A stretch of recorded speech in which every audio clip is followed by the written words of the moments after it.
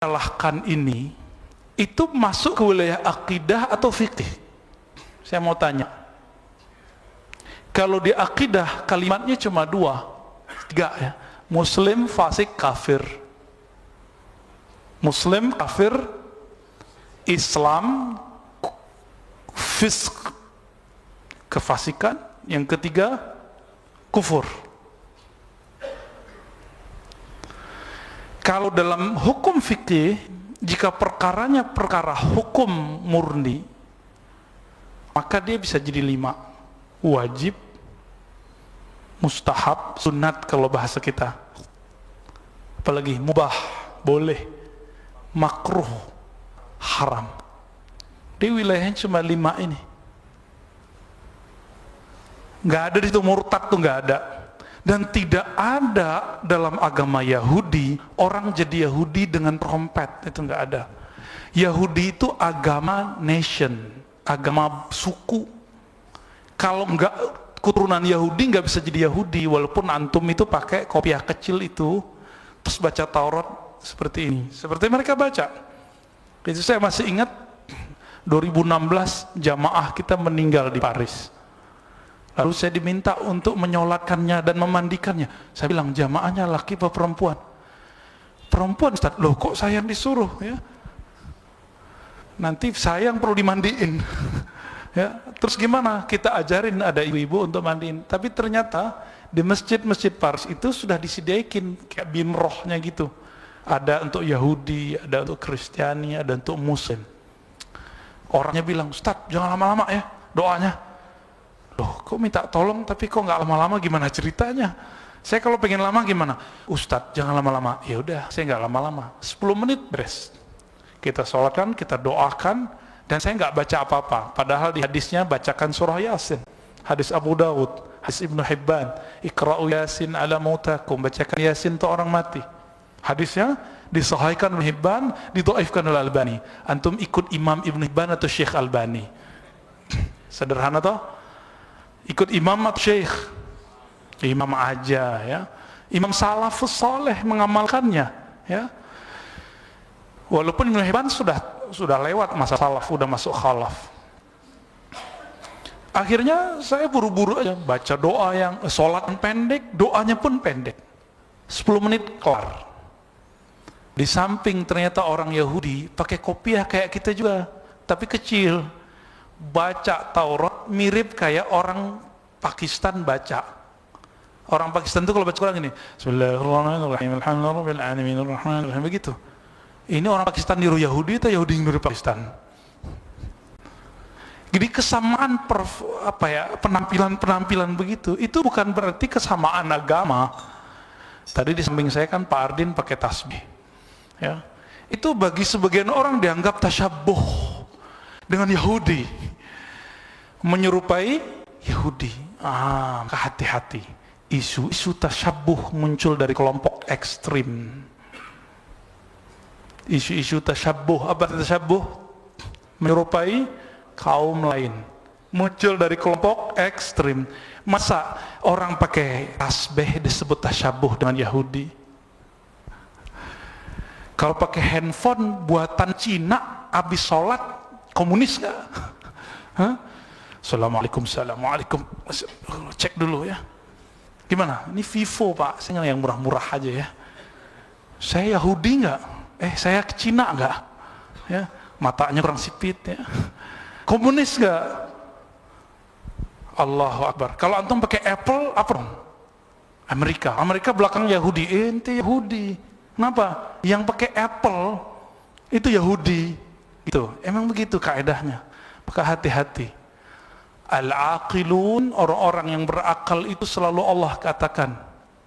Apa yang Allah katakan? Fa'tabiru ya ulil absar. Maka ambillah pelajaran, pikirkanlah wahai orang-orang yang punya pandangan, punya akal pikiran. Ulil albab. Jadi ayo kita larang kawan-kawan kita, anak-anak kita merayakan tahun baru dengan cara mubazir. Tapi jangan melarangnya dengan cara yang salah, mengkafirkan orang dengan cara yang membabi buta, sampai buat spanduk di mana-mana. menganut 3 agama sekaligus dalam satu malam. Wallahi ya, antum belajar fikih, gak usah fikih deh ya, sifat 20 aja belum beres, itu bab syahadat belum beres. Yang membatalkan syahadat apa? Adakah di situ main trompet? Maka belajar akidah Ahlussunnah aja belum beres. Cuma dengan ini baju koko ini ya, bener gak? Ini tersabuh dengan siapa ini? Allahu Akbar.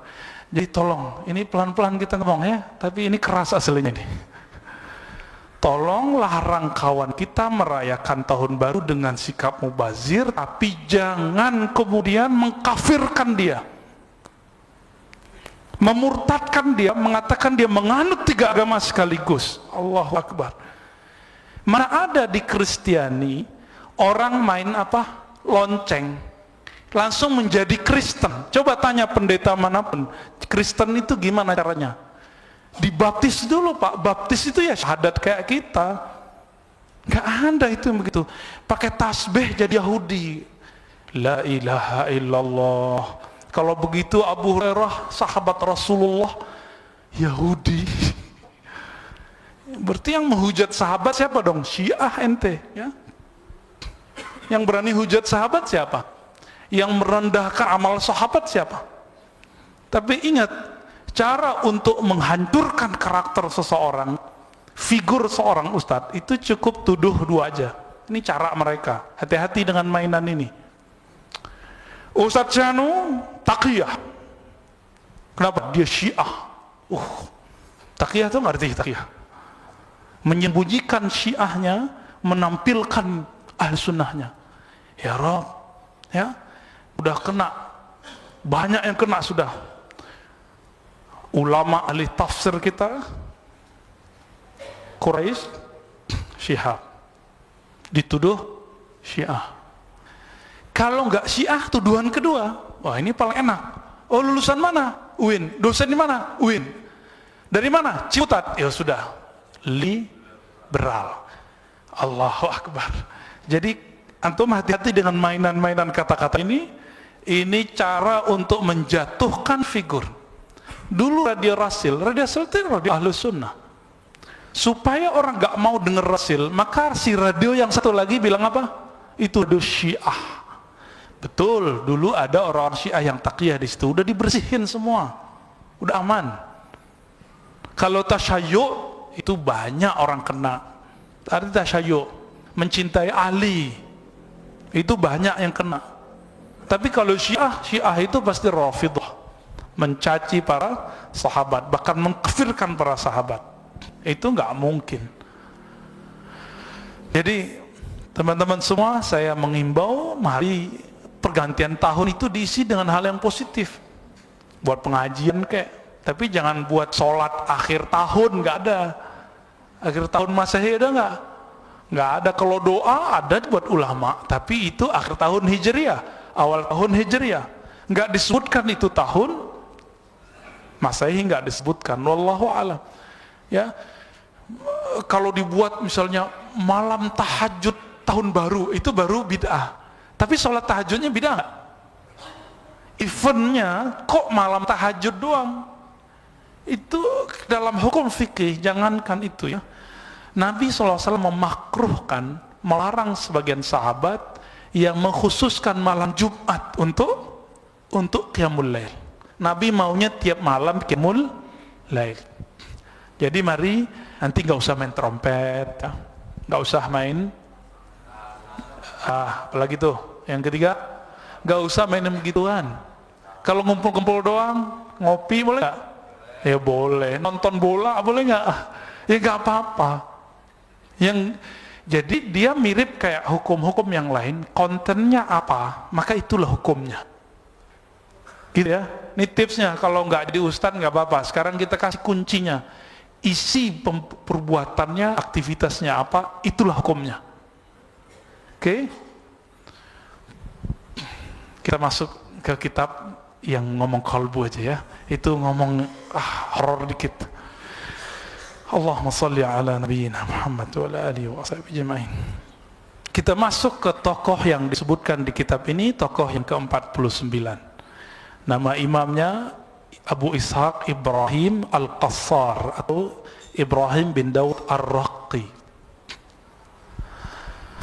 Beliau ulama Syam. Syam itu yang kita sebut Suriah, Lebanon, Palestina, Yordan. Tersebut dengan Suriah. Apa Syam ya? Syam ini mempunyai tradisi kelembutan kalbu. Maka saya punya beberapa guru dari Syam, itu kalau ngomong tuh enak.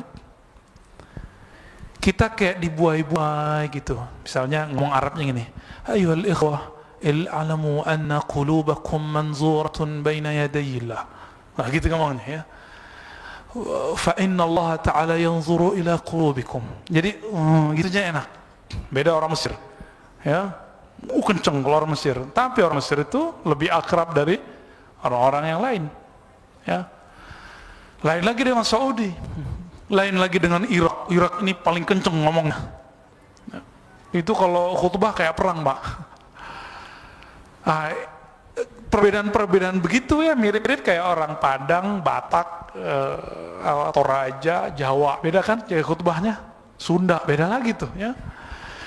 Nah, teman-teman semua, imam ini berasal dari Syam dan pernah menjadi orang yang sama-sama berguru bersama imam yang sering kita kenal, Imam Al-Junaid, ya, Al-Junaid Al-Baghdadi, disebut Imam At-Ta'ifah, Sayyid Ta'ifah, imam pemimpin sufi, ulama salafus saleh, wafat tahun 297 Hijriah lebih kurang.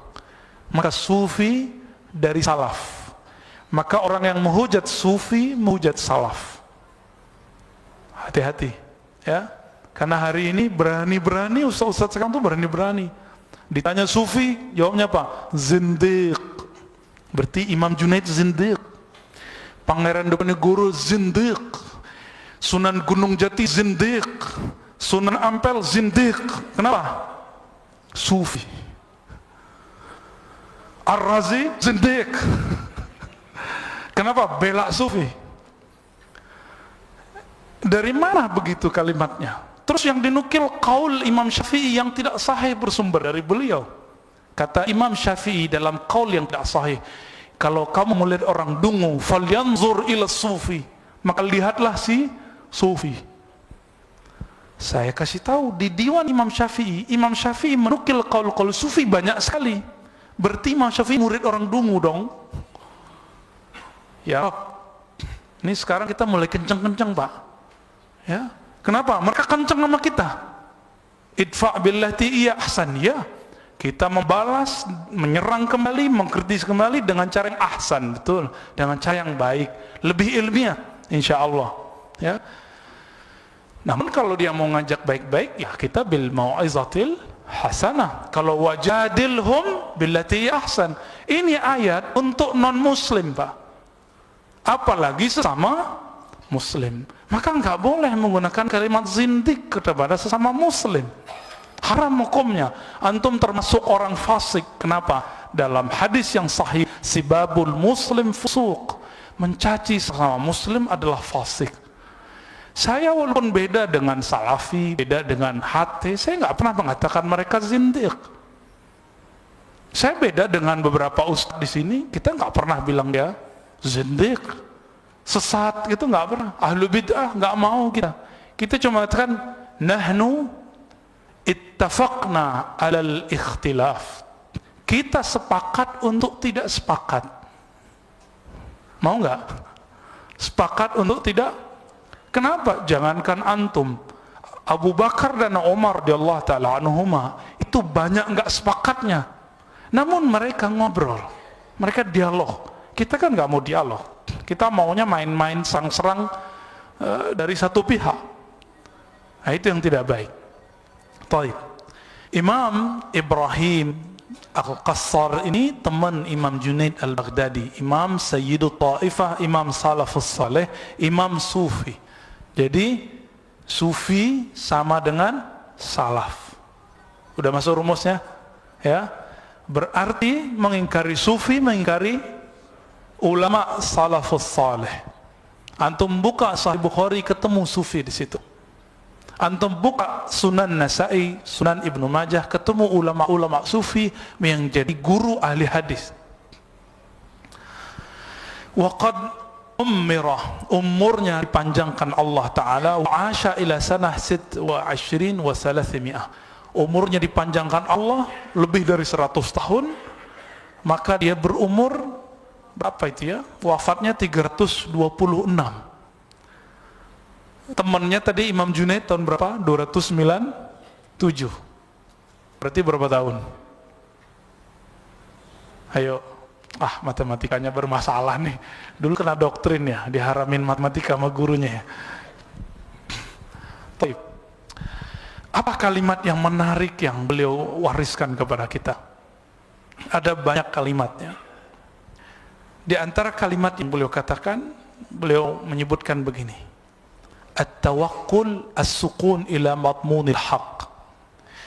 Hei orang-orang yang tawakal, jika benar engkau bertawakal, maka jangan banyak ngomong, tapi as-sukun ila madmunil haq. Merasa tenang, diam, kalem, iffah terhadap jaminan Allah Ta'ala. Ini yang jomblo-jomblo, takut nggak masalah jodoh? Serius. Masalah nafkah, jodoh mungkin nggak takut, tapi nafkah takut. Udah tenang aja, jalani aja hidupnya. Ya. Kenapa? Dulu semua yang sudah menikah ini juga takut dulu waktu mau menikah. Wah, gimana cara ngidupin anak-anak nih? Ya. Makan sendiri aja susah. Dia lupa rumusnya. Allah itu memberi, itu seberapa banyak orang tuh ngeluarin, bahkan lebih. Banyak pengeluaran, banyak pemberian. Itu selalu begitu. Coba, dulu waktu sendiri gajinya 500.000. Pas punya istri 2,5 juta. Punya anak 5 juta. Punya anak lagi 7 juta. Belum punya anak lagi, udah 50 juta. Banyak yang begitu. Bahkan lebih dari itu. Jalani aja ya. Jadi apa yang disebut tawakul? As-sukun, merasa tenang, merasa damai, merasa percaya, trust kepada jaminan Allah Ta'ala. Orang kalau percaya itu masih ada ragu nggak? Jadi kalau masih bertanya-tanya, besok, nanti, tahun depan aku gimana nasibnya? Itu orang belum tawakul. Ya, bertawakal ke tempat bekerjanya. Maka di Quran dikatakan, bertawakkallah ya, fatawakkalu ya, bertawakallah kamu kepada siapa? Alal hayyil ladzi la yamut, kepada yang maha hidup tidak pernah mati. Mohon maaf, orang tua kita hidup, ada yang sudah mati? Ya, ibu saya pun sudah meninggal. Masih muda kata orang, 58, 59. Punya bos nggak? Dulu yang punya bos, atasan sudah meninggal ada nggak? Ada. Banyak. Bergantung ke bos, meninggal. Bergantung ke perusahaan, perusahaan ada yang hancur. Ya. Dulu siapa sangka, namanya dulu apa, kalau perusahaan-perusahaan minyak yang ada di Sumatera, Kalimantan itu apa, Caltek ya, berubah jadi Chevron. Siapa sangka Chevron sekarang mau angkat kaki? Siapa sangka, Pak? Orang mengira dia akan enak terus, ternyata belum tentu. Begitu juga sebagian orang mengira dia susah terus, belum tentu. Siapa tahu orang-orang yang hebat hari ini nanti jadi hina. Orang-orang yang hina hari ini dia menjadi hebat. Siapa tahu anak-anak yang dibully di sekolah-sekolah hari ini dia nanti pemimpin-pemimpin yang hebat. Jadi ustadz-ustadz yang berkarisma, ustadz-ustadz yang tidak takut dicaci, tidak melayang jika dipuji. Nanti akan ketemu orang-orang begitu. Kalimat beliau yang kedua, sebenarnya penjelasan ini banyak. Kita lanjut aja ya. Ada makom tawakal, ada makom setelah itu namanya ridho. Kita sering baca raditu billahi robba. Makom itu Bapak Ibu Saudara makan Allah, itu mirip dengan stasiun rohani. Kayak stasiun kereta lewat, nanti dia balik lagi. Gitu terus, dia muter. Tapi perasaan pertama melewati satu stasiun beda nggak dengan yang kedua? Beda. Waktu berangkat ke suatu tempat terasa lama nggak? Waktu balik terasa cepat. Kira-kira begitulah pengalaman orang rohani. Begitu terus Pak, begitu terus. Dulu waktu kita mikir masuk SMP, lalu SMA, rasanya lama sekali 6 tahun. Ternyata ada yang udah selesai S2, ada yang selesai S1, ada yang selesai S3. Diingat cukup dengan 1 detik, langsung ingat semua. Kalau perlu ada sekolah lagi, kira-kira begitu, sebagai sebagian orang. Apa kata beliau? Ar-radhi, orang yang ridha itu la yas'al, adalah orang yang tidak banyak bertanya dan meminta-minta, baik kepada Allah apalagi kepada makhluk. Masa ridha kepada rezeki Allah, tidak minta kepada Allah tapi minta ke makhluk? Ada nggak orang begitu? Kurang doanya tapi minta ke makhluk. Imam Ibn Athaillah mengatakan, du'auka, kadang-kadang kamu berdoa tapi kamu menuduhnya. Menuduhnya apa? Dia lupa untuk memberimu. Menuduhnya bahwa dia terlambat untuk memberikan hajatmu. Kadang-kadang kita doa begitu, benar nggak? Itu menuduh. Doa begini nggak lebih afdal dari zikir. Sebaiknya stop dulu doanya, zikir dibanyakin. Udah bagus zikirnya, baru doa lagi.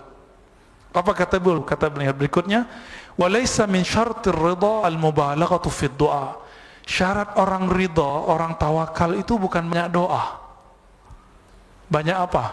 Banyak usaha dan tidak meminta-minta kepada makhluk Allah.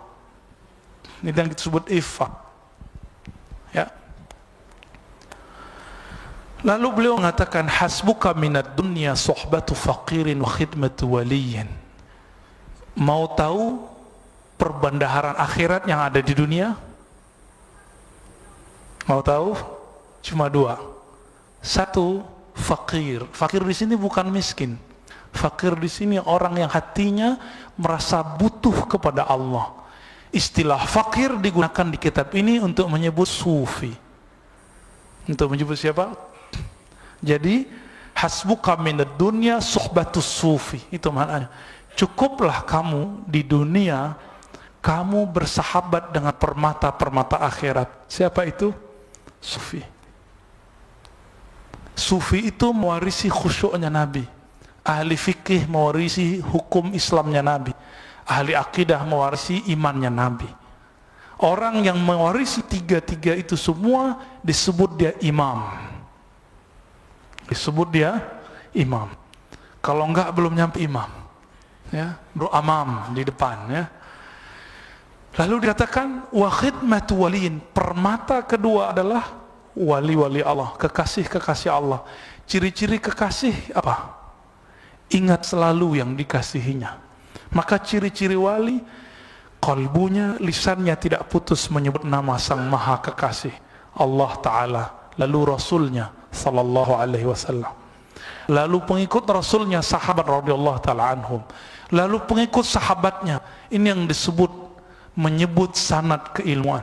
Oleh karena itu ulama salafus saleh mengatakan, zikrul salihin tazilur rahmah. Menyebut nama guru-gurumu yang soleh yang terdahulu adalah bagian dari rahmat. Tanzilur rahmah, rahmat turun.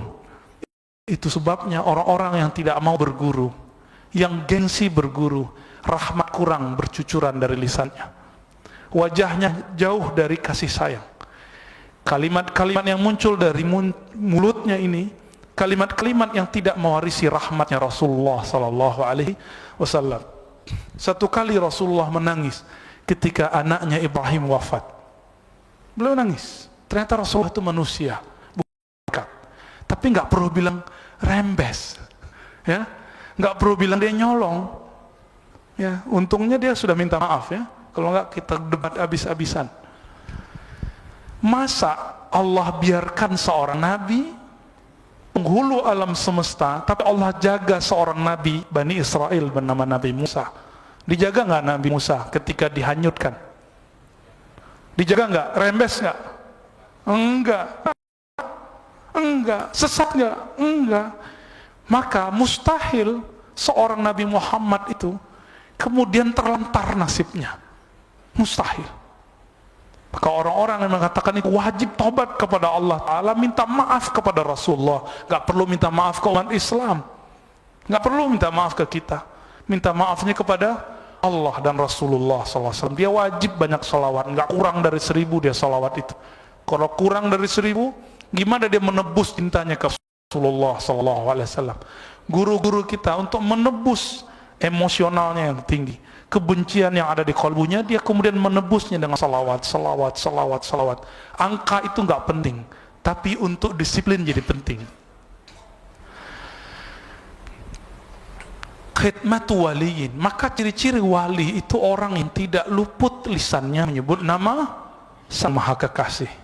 Siapa itu? Allah, ya. Menyebut Asmaul Husna.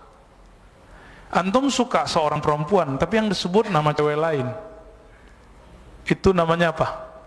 Mendua, meniga. Apalagi tuh, menempat nggak ada ya? Adanya menempati hatimu gitu ya? Nggak ada. Jadi ketika orang mengatakan aku cinta kamu, tapi yang ingat yang lain, maka dia pembohong. Cinta Allah, wallahi, demi Allah, cinta Allah. Coba diingat, berapa banyak menyebut nama Allah setiap hari. Abu Hurairah, saya sering sebut, 12.000 kali menyebut nama Allah setiap hari. Dan ditanya beliau, kenapa engkau zikir sebanyak itu? Jawaban beliau apa? Aku menyebut nama Allah, memuji Allah sebanyak nafas yang aku ambil. Kira-kira bagi dia 12.000. Kira-kira. Nggak ada Pak, kita yang sanggup begitu. Kalau ada orang hari ini sanggup zikir seperti para sahabat, kita sebut majnun, orang gila, so alim. Tapi kalau kita hidup di zaman para sahabat, kita akan bilang, sesat, orang sesat.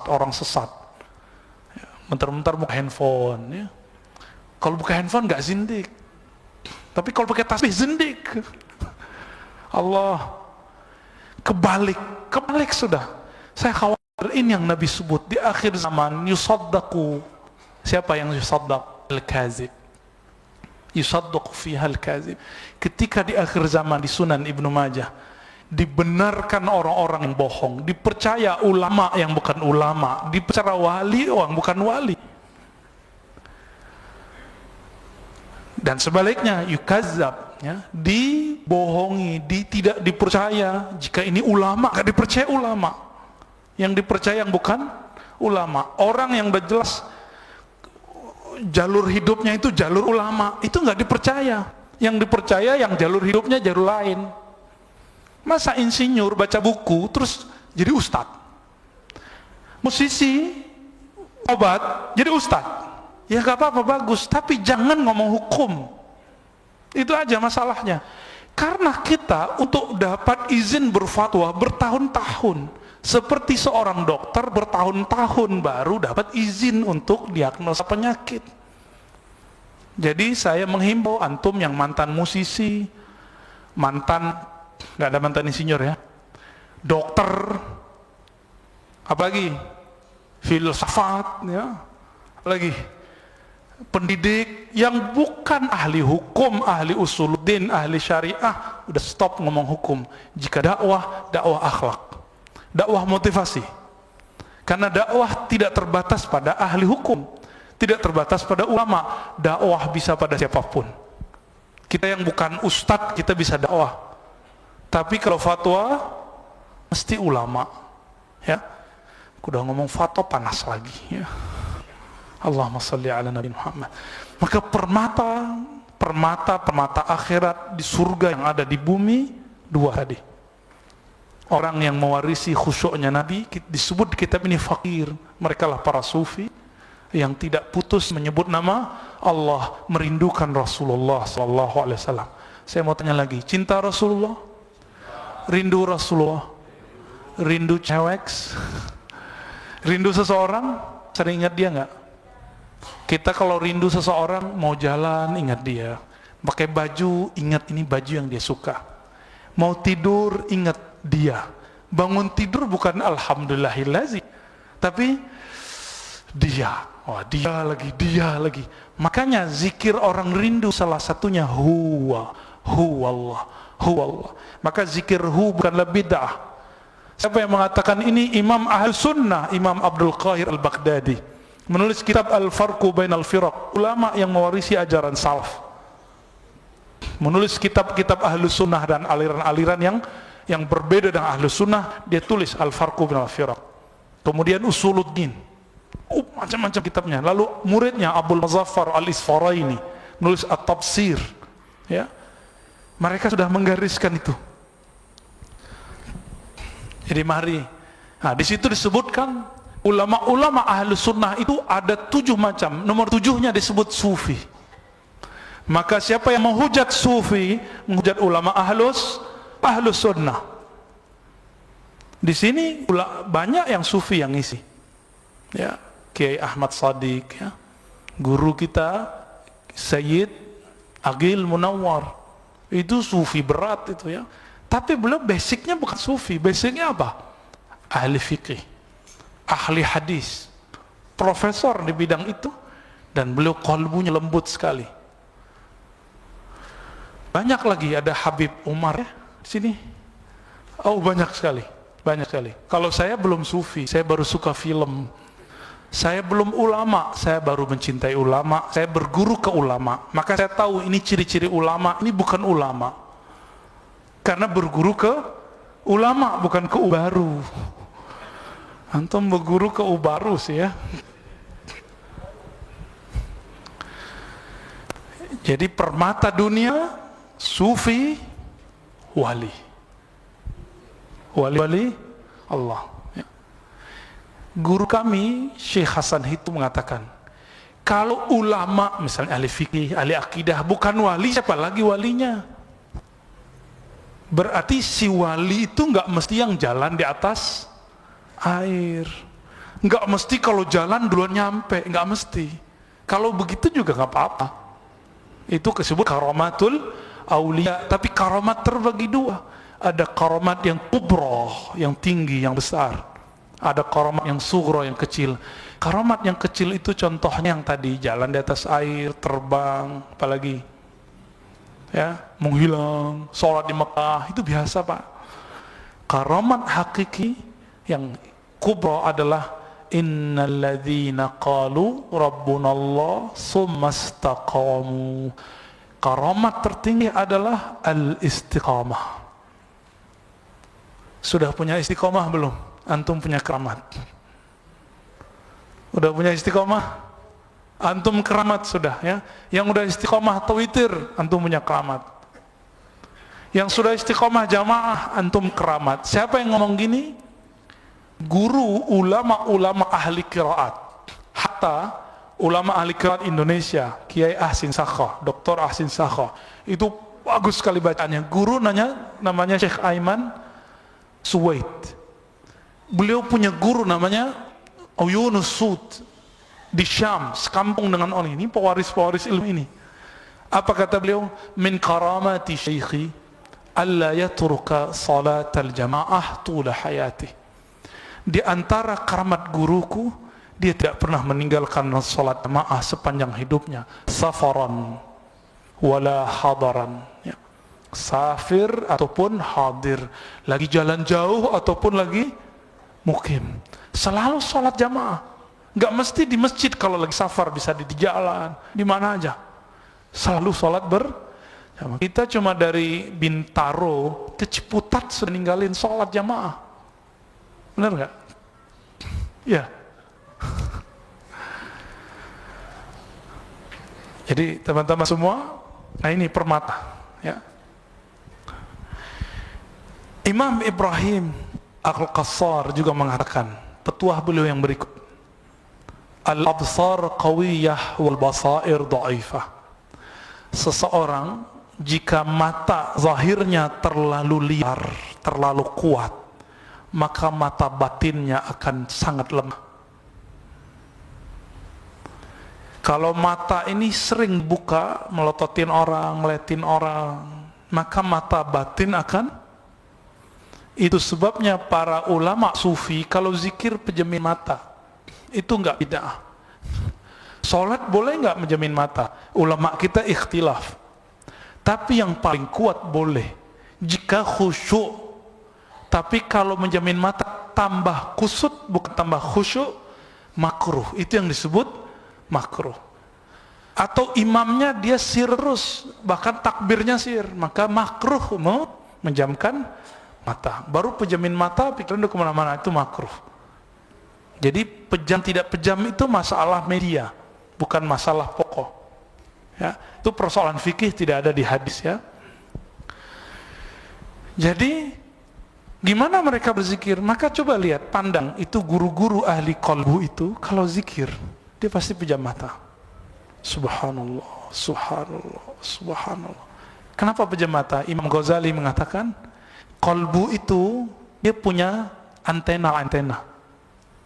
Salah satu yang paling kuat namanya basar, sifat yang ada pada mata ya. Ketika si basar dibuka, maka si basirah, si qalbu akan tertutup.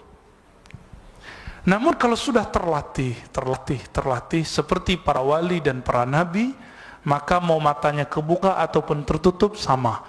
Inilah makomnya Nabi. Apa kata Nabi? Tidur mataku wala tanamu qalbi, tapi tidak tidur kalbuku. Pernah ngalami nggak? Pernah ngalami diangkot ya, denger kan kiri gitu ya. Nah, bukan yang itu ya. Apalagi kata beliau, man iktafa bi ghairil kafi iftaqara min haitsu istaghna. Siapa yang merasa hidupnya cukup tanpa bergantung kepada yang maha cukup, siapa itu? Allah. Iftaqara min haitsu istaghna. Dia saat itu menjadi miskin, mentalnya miskin, padahal dia dalam keadaan berkecukupan. Coba lihat, kenapa banyak koruptor? Koruptor rata-rata miskin apa kaya secara fisik? Materinya banyak, duitnya banyak. Yang lagi rame di sosmed, di berita, Setnov yang pura-pura nabrak tiang listrik, itu rumahnya 600 M Pak. Gaji antum berapa tahun tuh ya? Mungkin mati hidup lagi gitu baru bisa ya. Kurang apa dia sehingga dia kemudian korupsi? Gak kurang apa-apa. Ini yang disebut. Jadi ini kalimat kayak kutukan, tapi sebenarnya bukan kutukan. Yang merasa cukup dengan dengan zat, dengan orang yang tidak bergantung kepada yang maha cukup ya, atau Allah Ta'ala, maka dia terlaknat, terkutuk, kualat menjadi orang yang bermental miskin. Maka coba lihat di tempat kerja kita, orang-orang yang bergantung ke bos, itu mentalnya mental miskin. Walaupun dia punya mobil, dia punya rumah bagus, mungkin istrinya pun lebih banyak dari kita ya. Mau dikutuk jadi orang miskin? Nggak mau ya. Taib. Al-kifayat tasilu ilaika bila ta'bin wal ishtighal wa ta'b kulluha fil fudul. Apa kata beliau? Kecukupan fasilitas Allah Ta'ala datang kepadamu tanpa susah payah. Coba, perlukah kita menghimbau oksigen? Hei oksigen datang dong, aku mau menghirup nih gitu. Perlu nggak? Nggak perlu. Tapi dia datang tanpa kita susah mengambilnya. Ada yang pernah mengalami sesak nafas? Susah nggak? Lalu dikasih oksigen murni, sejuknya bukan main, dan itu harganya mahal, 1 liternya udah sekian. Apa kata beliau? Kecukupan dari Allah telah Allah berikan kepadamu tanpa kamu capek. Tapi ingat, al-ishtighal wa ta'bu kulluha fil fudul. Justru orang akan kelelahan ketika dia mengejar kelebihan, duit yang banyak, harta yang banyak, rumah yang banyak. Benar nggak? Kita berangkat pagi, sama saya juga begitu kalau ngajar. Berangkat pagi, pulang sore dari kampus, dari kantor ya kan? Dari tempat bekerja. Berangkat pagi macet, pulang juga macet. Karena emang hidup sudah begini, nggak usah sesali lagi macam itu, nikmati aja. Nah, ini yang disebut sohbatu faqirin, bersahabat dengan orang yang berakhlak seperti akhlak Rasulullah sallallahu alaihi wasallam. Suatu kali ketika sahabat Nabi kena angin lalu dia hujat, dasar angin. Angin apa gitu yang dinyebutnya? Apa kata Rasul? La tasubur rih fa innaha ma'murah. Jangan kamu mencaci maki angin. Kenapa? Dia perintah oleh Allah. Jangan sesali macet, kan pilihan hidup kita. Jangan sesali lelah, kan pilihan hidup kita. Orang kalau sadar dia memilih, dia nggak lelah. Tapi kalau dia nggak sadar dia memilih, dia akan lelah setiap saat. Jadi benar ya, kita itu cari capek nggak? Imam Al-Antaqi, istrinya banyak Pak. Terus dibacakan ayat kepada beliau, innama amwalukum wa auladukum fitnah, surat At-Taghabun. Beliau nangis dan mengatakan, ya Rabb, engkau mengatakan anakmu, hartamu adalah ujian yang melelahkanmu, fitnah. Apa kata beliau? Ya Rabb, nazidu fitnatan, kami justru pengen nambah fitnah, nambah anak, nambah istri kan. Istrinya paling umurnya kalau 40 baru 4 atau 2 atau 3. Kalau menambah lagi, ya nambah istri. Maka beliau punya istri banyak, lalu punya anak, nyari duit, nyari kerjaan, dan itu melelahkan semua. Coba lihat, benarkah ini? Amwal, harta, bekerja itu kan jalan mencapai harta. Di situ ada fitnah. Apa arti fitnah? Ujian, gesekan. Antum yang kerja setiap akhir tahun gesekan nggak? Nanti dipromosiin atau tidak, itu stres loh ya. Bisa sakit tipes di akhir tahun itu. Naik gaji apa enggak ya tahun depan, itu bikin stres loh Pak. Saya pernah mengalami soalnya ya. Itu bikin stres bagi orang-orang yang dia menggantungkan hidupnya kepada bosnya atau tempat bekerjanya. Iftaqarah. Dia mendadak menjadi bermental miskin padahal dia kaya. Dia udah cukup tapi merasa tidak cukup. Nah ini, saya takut sekali dengan kalimat ini karena ini membicarakan kita semua. Ada kalimat yang paling berat Pak bagi saya dan kita semua. Apa kata beliau? Ad'aful khalqi man du'ufa an rabb syahawati. Makhluk paling lemah itu adalah makhluk yang paling tidak kuat menahan syahwatnya. Dan kita semua adalah orang-orang yang tidak kuat menahan syahwat kita. Baru lewat yang bening nggak kuat gitu mata untuk ditarik, maunya ketarik ke situ. Bener nggak? Eman lewat mata, lidah, terus semuanya sampai ke ujung kaki begitu. Jadi kita ini makhluk paling lemah. Jadi orang kuat itu bukan yang baru menikah lalu tahan 3 jam Pak, bukan itu ya. Yang belum nikah mohon maaf antum belum mengerti ya. Bukan itu, bukan orang yang banyak istri terus super gitu, bukan. Tapi yang kuat, yang mampu mengendalikan syahwatnya. Semoga kita termasuk itu ya. Jadi kalau dibalik apa? Aqwal khalq man qawiya ala raddiha. Maka sebaik-baik, sekuat-kuat makhluk ya Allah yang paling sanggup, yang paling kuat mengontrol hawa nafsunya. Tapi ada nafsu yang berat untuk para dai, para ustadz, para ulama. Apa? Lisan. Ini paling berat bagi ulama, bagi ustadz.